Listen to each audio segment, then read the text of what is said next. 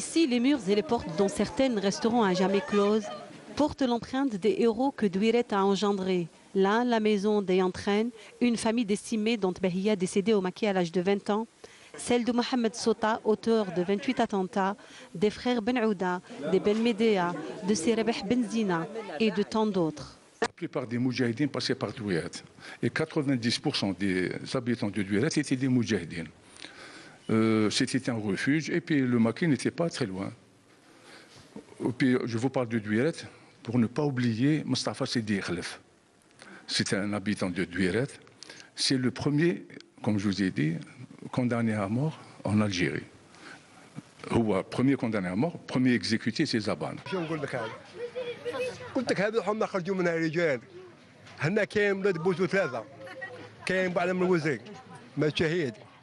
هذيك مطابس ضايفين ملك الشارع تاعها بعد كونداني à mort. ما كانش يتكلم عليه مطابس ضايفين. لا هدرنا عليه. هدرنا عليه. هذو زوج خواني امر عبد القادر وعدي موتوا في جبل.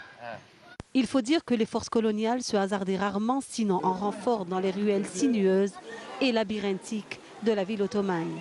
وين كي يدخلوا قليل وين يدخلوا كي يدخلوا تطلع ماشي 10 ولا 20 يطلعوا. Dans ce fief de la Hélène, situé au piémont de Shria, seul subsiste aujourd'hui le mythique Sor Mahrez, ayant servi à l'affichage du cessez-le-feu du 19 mars 56, et aux murs lézardés qui servaient d'accès au maquis, et ce lugubre centre de torture.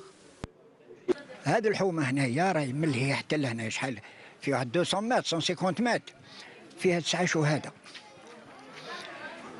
كاين اللي دفراد بن عوده اللي دفراد شويات، كاين هنا حسني احمد، كاين هنايا زروقي قدور، كاين بن ميديا.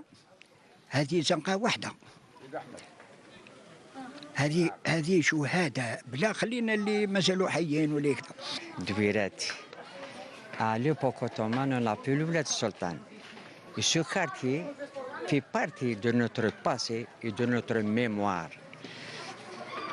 Ce quartier historique, c'était un noyau des Moudjahidines et Moudjahidettes. Douiret, la ville aux 364 martyrs, le berceau de la résistance populaire à Blida.